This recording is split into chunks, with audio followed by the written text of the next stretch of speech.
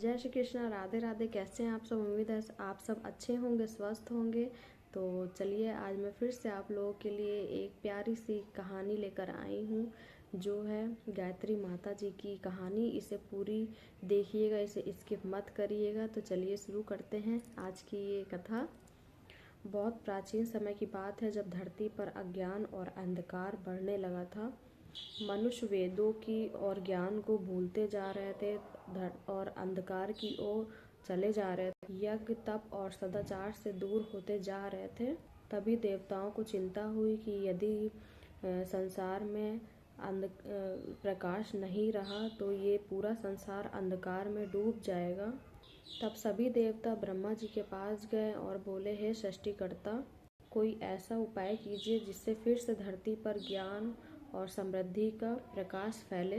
तभी ब्रह्मा जी गहरे ध्यान में बैठे और अपने हृदय से एक दिव्य शक्ति का प्रकट होना हुआ। ये शक्ति थी माँ गायत्री, जो वेदों की जननी और समस्त ज्ञान की अधिष्ठात्री की देवी हैं। माँ गायत्री का अवतरण। माँ गायत्री पंचमुखी स्वरूप में प्रकट हुई। उनके पांच मुख थे जो दर्शाते हैं सत्य, दूसरा रज क्रियाशीलता, तम यज्ञान पर विजय, तेज ज्ञान, आनंद परमानंद। उनके 10 हाथों में शंख, चक्र, गदा, कमल, वर और अभय मुद्रा और दिव्य अस्त्र शस्त्र थे। उनका तेज इतना था कि तीनों लोकों को प्रकाशित कर दिया था। तभी ब्रह्मा जी ने उनसे ये प्रार्थना की कि हे माँ, कृपा करके आप धरती पर ज्ञान का प्रकाश फैलाइए।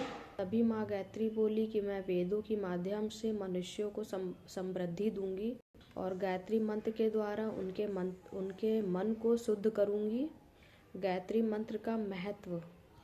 माँ ने ब्रह्मा जी को गायत्री मंत्र प्रदान किया और वो मंत्र था ओम भूर्भुवस्वः तत्सवितुर्वरेण्यं भर्गो देवस्य धीमहि धियो यो न प्रचोदयात्। इस मंत्र का अर्थ है, हे परम प्रकाश स्वरूप ईश्वर, हमारी बुद्धि को सही मार्ग में प्रेरित करिए। कहा जाता है कि इस मंत्र के जाप से बुद्धि तेज होती है, मन शांत होता है, नकारात्मक विचार दूर होते हैं, जीवन में सही निर्णय लेने का हमारे अंदर शक्ति मिलती है, हमको शक्ति मिलती है। राजा विश्वामित्र और माँ गायत्री, इनके बारे में मैं आपको बताऊंगी कि इनकी क्या कहानी थी। तो चलिए शुरू करते हैं राजा विश्वामित्र और गायत्री माता की ये कहानी। एक समय की बात है, राजा कौशिक थे जो आगे चलकर महर्षि विश्वामित्र बने। वो बहुत ही शक्तिशाली थे, परंतु अहंकार से भरे हुए थे। जब उन्हें ये एहसास हुआ कि केवल शक्ति से ही नहीं बल्कि तप और ज्ञान से ही महान बना जा सकता है, तब उन्होंने घोर तपस्या करी। वर्षों तपस्या करने के बाद माँ गायत्री उनसे प्रसन्न हुई। फिर वो प्रकट हुई और उन्हें दर्शन दिए। उन्होंने माँ ने कहा कि तुम्हारा अहंकार जो है वो अब समाप्त हो चुका है, अब तुम महर्षि बनने के योग हो। माँ की कृपा से राजा महर्षि विश्वामित्र बने और उन्होंने ही संसार को माँ गायत्री का प्रचार दिया।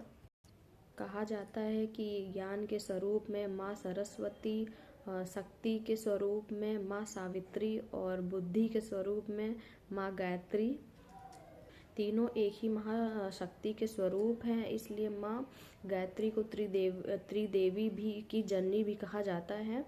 ब्रह्मा, विष्णु और महेश तीनों उनकी शक्ति से ही कार्य करते हैं। माँ गायत्री की कृपा से जीवन बदल जाता है।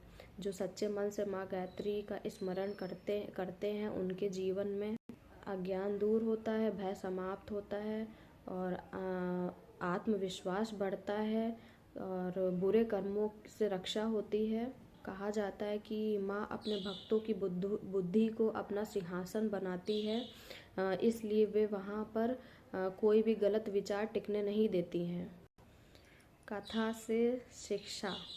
इस कथा से हमें ये सीख मिलती है कि सच्चा बल ज्ञान में है और अहंकार छोड़कर ही कृपा मिलती है, और नियमित मंत्र जाप से जीवन सुरक्षित रहता है और हमारा जीवन सुधरता है। तो कैसी लगी आप लोगों को आज की ये गायत्री माता जी की कथा?